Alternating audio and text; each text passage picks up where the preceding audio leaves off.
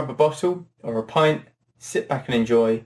Today's subject, we're going to be looking at WoW news, but more specifically we're going to be drilling down on two of the biggest points of the week, or this current week, which will be the Torghast Twisting Corridors and the Covenant campaign endings, and the Covenant campaigns wrapping up as a whole. So without further ado, we will get started on Torghast and the Twisting Corridors aspect. So with this being the last week of the round robin of the Torghast places, so two different wings, there you go, there's the word, two different wings of Torghast opened up each and every week.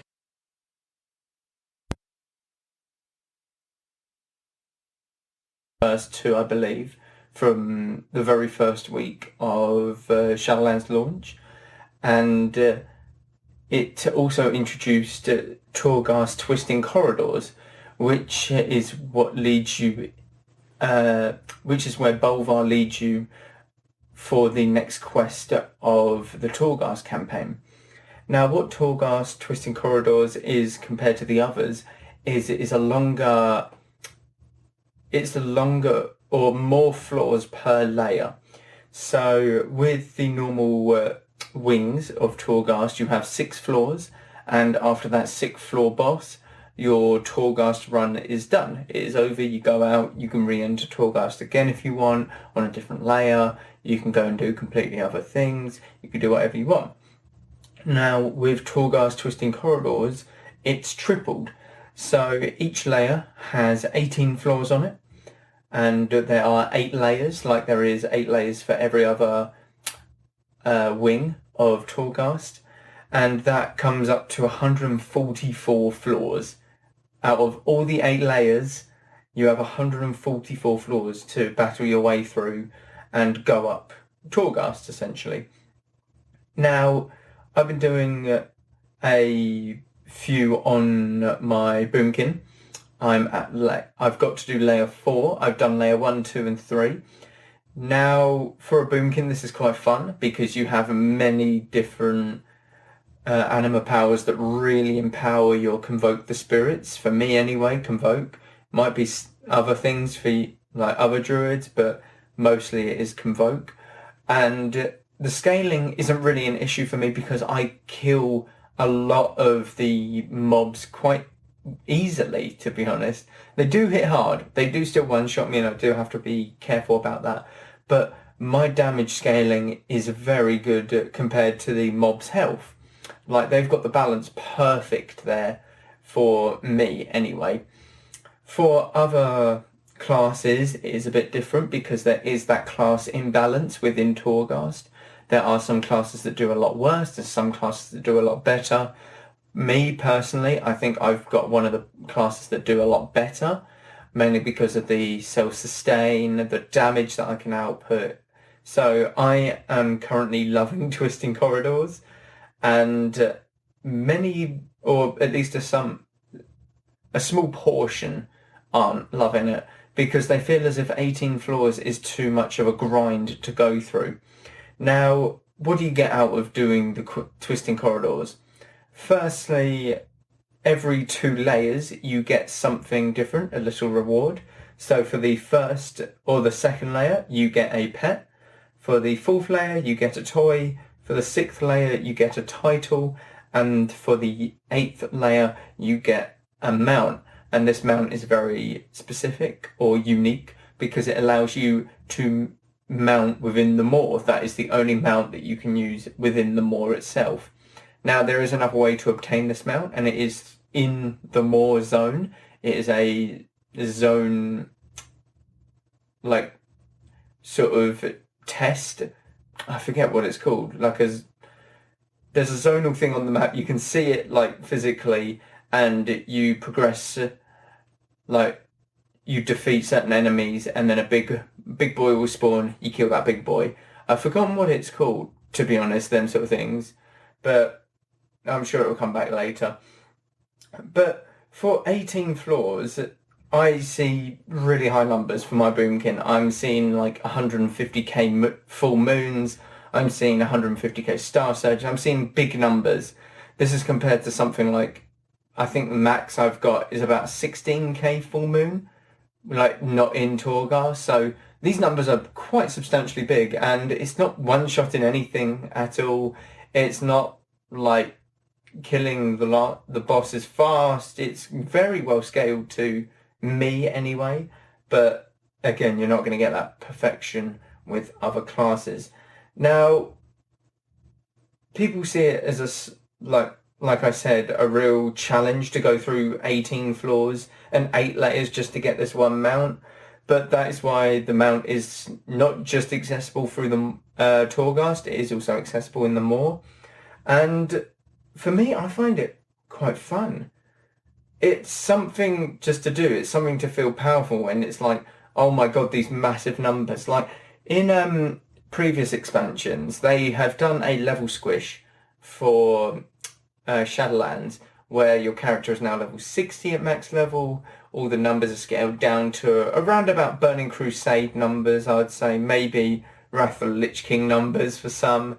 But you get about 30k health, deal about 3k DPS, 3, 4, 5k DPS every now and again, and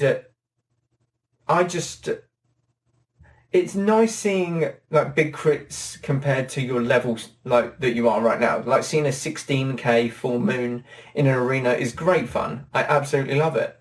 But then heading into Torghast, getting to the last boss on the 18th floor, and seeing a 155k like full moon, it really brings you back to the Legion sort of numbers, and just to see big numbers, you think, oh yeah, I'm really like pumping some damage into this guy. It feels really, you feel powerful, you feel super powerful, and it's like, yeah, I'm absolutely destroying this guy. So for me, Torghast twisting corridors, tried to say that too quickly, is a real win. But obviously, this is always going to be there now. The twisting corridors, that will never go. The other 2 wings of Torghast will be rotated weekly, like it has been for the past, since Shadowlands came out. So you want to do that to get your weekly Soul Ash, but because you can't get your Soul Ash within Torghast, like twisting corridors, that is there mainly for the mount, and mainly for people just to enjoy. I feel it is not mandatory to do it at all.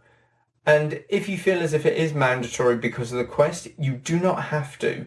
So what you do is you need 3 items from the twisting corridors to prove that Anduin, like where Anduin is, to find Anduin. And you can go through 1 layer and go through all 18 floors, and after each boss, which is every 6 floors, you get a piece. So you get clue number 1, 2, and 3 after the 18 floors. Or you could just jump in, do up to floor 6, leave, and rinse and repeat. Jump into twisting corridors again, go up to floor 6, get a piece, and then do it a 3rd time, and you got your piece. You don't have to slug through the 18 floors if your class is feeling a bit unbalanced at the moment within Torghast. It's not feeling quite as fun, not as good, it feels quite groggy, or you just simply don't have the item level to beat the last boss on the final floor. Because there are some classes that won't be able to in certain item level gear. It is meant to be a challenge. Torghast is the big baddie place where everyone's meant to be, screaming and tortured, and you're just waltzing in there, one-shotting everything, and it's kind of like, oh, well, I don't know why everyone's just sat in here and getting tortured. I mean, it's easy to walk out almost. Like, no, it's meant to be a challenge, and it's meant to be just fun. It's meant to experiment with different builds that you can have with anima powers. It's meant to be just a whole complete... It's meant to be a different way of playing your character sometimes with the anima powers that you get. That's what makes it so unique and fun. And that is why I personally love the twisting corridors. Some people might not, but from the 3 layers that I've done, I've had a blast. And don't get me wrong, these floors and layers take a while. I've averaged it about, or I'm going to average about 2 hours per layer, which comes to 16 hours of Torghast if you do all the layers back to back. Now that is quite something.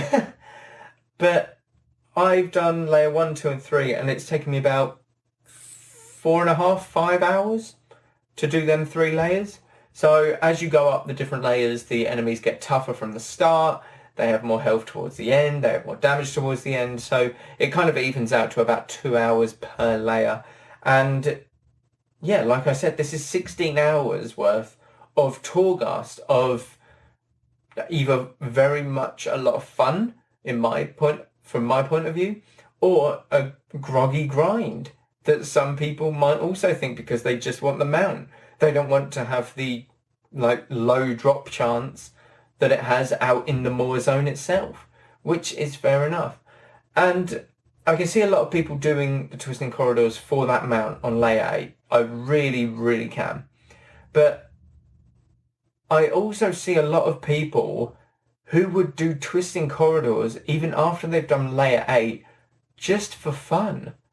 Because it is just, I want to see how powerful I can make my character with these powers. If I get super lucky and get this set of powers, I want to see if I can one-shot this boss or something like that. There will be tests that people set themselves to get within Torghast, and it can bring out a lot of fun, one-shots, fun, quirky things, and that is the great part about it. It can bring out so many different possibilities with the powers that you get in there. So I can certainly see people enjoying the twisting corridors even after they've done with layer 8. And I think personally, if they go for an endless mode in twisting corridors, I think that people would go for it. I think people would really go for it. If they added something like a endless mode, but the endless mode capped at 500 floors, something like that, but you could save your progress every 20 floors or something. Every 20 floors you can save your progress, come back to it at a later date, and just pick up from where you left off, as it's something to just mindlessly do and see what you can get out of it. See if you can crash your game. See if you can disconnect your WoW client. I certainly have. I was doing layer 2, and I was on floor 15, one-shotting things, calling 16 full moons down upon people. And as soon as I pressed my convoke, my convoke the spirits, after about 5 spells cast within 0.5 seconds, my game's crashed. Or not my game's crashed, I actually got DC'd because of everything that was happening. It's that crazy that it can do that. The amount of stuff that Torghast could lend you, so much that it can disconnect you from the WoW game, is hilarious to me. And I found it hilarious. I was like, oh my god, I can't believe this has just happened. This has just actually crashed my game. Me being too powerful almost. It's that fun side. It can get annoying. I have died both times that I've disconnected to that. To me DCing mid-pull after a massive AoE pull, and I press convoke and I DC and I come back dead.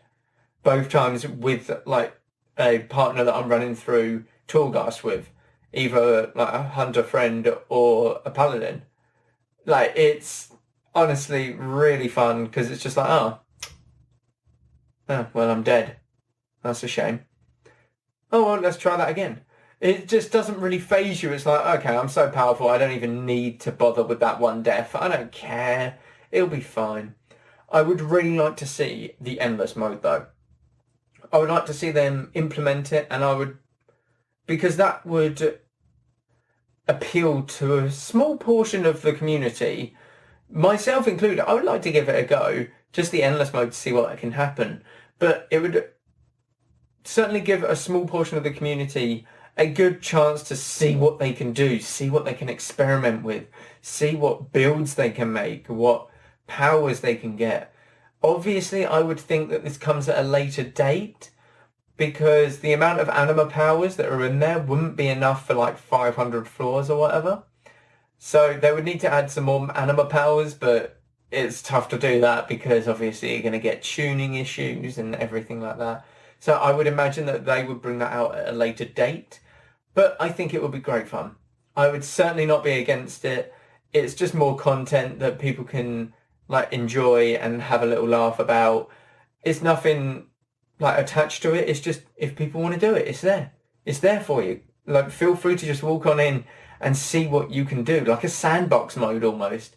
And that would be the best. That would be the drawing point to it, that it would be a sandbox mode. So moving on from Twisting Corridors, we're going to go towards the Covenant, and more specifically the Covenant campaign endings this week. So every Covenant will have their final campaign chapter unlocked. It is unlocked as of the day that I am recording this, and I would imagine that some or most of you have played through it. Now, I myself went through the Ardenweald campaign as my main is a boomkin, and you know, I had to pick Night Fae for that Convoke because it's just, you know, very fun. And the ending was great. The campaign ending was great. I've seen the Maldraxxus, the Revendreth one. I've not seen the Bastion one, but I've seen them two, and they are also very good the way that they round everything off and sort of have show you what's going to happen in the near future almost, or kind of. They give you a hint of who we'll be facing, what we'll be doing, etc. The Ardenweald one is a lot more clear-cut, I would say. It ends without anything leading on from it. So it wraps up a story, but there's nothing that is introduced afterwards in that regard. That is why I quite like it, in a sense, because it is just, that's the end of the story there. We're going to be moving on to something else. This is a new story that arises like over there somewhere, and I'm sure that'll be in a later patch, obviously. But the Covenant campaign, just throughout the entire 9 weeks that Shadowlands has been out, I've loved every single moment of it because it tells you a small story bit by bit, and it's not like you can just do it all in one go, get it over with. I just want my Covenant set, gimme, gimme, gimme. It's you're actually listening and playing through the content rather than just, yep, give me that quest, done that quest, cool, what's the next quest, etc.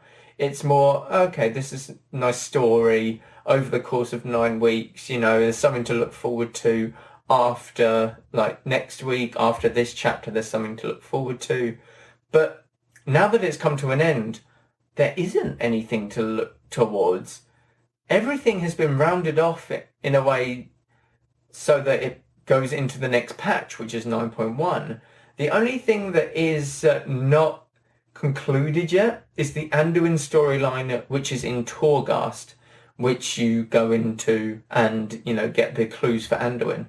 Now, I'm not too sure how that will continue, if Bolvar will keep giving you quests after like this week, or if it will just be continued in 9.1. I'm not too sure what will happen, in all honesty. Now, with the Covenant campaign endings, you obviously get your entire Covenant set. Or at least you did last week, I believe. There might have been a piece or two this week, but you got like a mount and you got loads of other different things that you can use to customize your character. Mount, for Ardenweald, you get a soul shape, which lets you transform into a moth.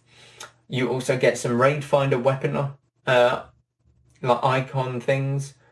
Icons? Like blobs, pretty much, where you trade them in for a weapon. So some nice transmog there, certainly for me anyway. But again, there isn't much that leads us on to the next part. They need to do something within the next few weeks, I would have thought, to keep our interest. Maybe just have something sprout up on the edge of Ardenweald to like make it seem like there's something new coming, or maybe in like Revendreth where there's something else lurking on the horizon. But what I'm saying is, what's next? And we don't know. We have no idea what is possibly next For the Covenant campaigns, we don't know if we're going to add to them. We don't know if that's just it. They're just going to be sort of scrapped and left there, like, basically forever. We don't know if they're getting added to, pretty much. The only thing that we can do each week now is level up our renown with the weekly quests that we get, which is the anima. Get your weekly 1000 anima and get your souls from the Maw. Now, I'm not too sure where the third renown is going to come from, because the third renown was usually the quest, was usually the Covenant campaign quest, if I remember correctly. So I'm not too sure how they're going to do that, but it'll be interesting to see. If they do it 2 renown a week, we should be looking at a few, or at least a couple more months, maybe a few months, until we basically have nothing to do with the current stage of the game, because we'll be capped on renown. We would have cleared the raid tier, we would have done all the campaign stuff, twisting corridor stuff. There won't be anything to do. So there's sort of that time period where they know when to get like content released. They've got a few months almost to keep the player base happy. Again, they don't want a drought like they did in Warlords of Draenor, where there was, I think, about several months just without anything, like 8-9 months, just nothing, no content at all. The only reason I logged on in Warlords of Draenor was to PvP. But it's just, it's going to be interesting to see what happens with the Anduin storyline, if they're going to carry it on next week, if it's going to be in 9.1, and it's going to be interesting to see if we hear anything in terms of content coming out within the next few months. Now, the most likely suggestion, or the most likely story, is that we will hear about this in TwitchConline. No, not TwitchConline. It's BlizzConline. That one. TwitchConline is something different. That's just Twitch. But I would most likely think that we're going to hear stuff about the future of Shadowlands and where the content will take us in the next patches. And obviously that is a month away, I think. Yeah, about a month away, give or take, BlizzConline.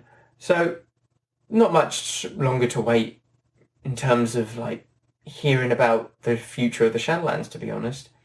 And to keep the time passing over, there are obviously arenas and mythic dungeons, or is it invitationals? I think it's invitationals, yeah.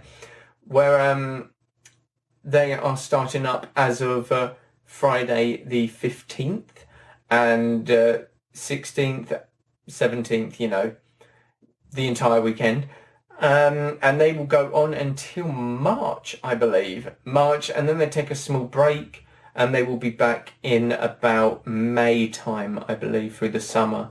And then after that, it will be towards winter time, yeah.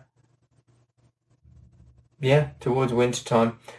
So at least you've got some arenas and mythic dungeons, if you're into that, to look forward to keep the time passing over until BlizzConline, to see where the Shadowlands will be taking us. But that is all for today. Thank you all very much for listening. I have got a Patreon special deal going up on at the moment. It is only valid until the 31st of January, so please do check that out. If you want any more details on it, please go and check the Pig and Whistle Facebook page. The link is in the description below.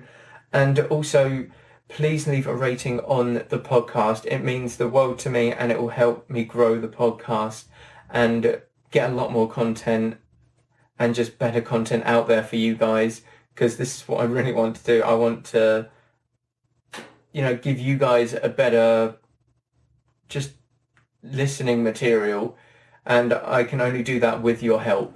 So again, thank you all very much for listening. As always, it's very appreciated, and go with valor, friends. Goodbye.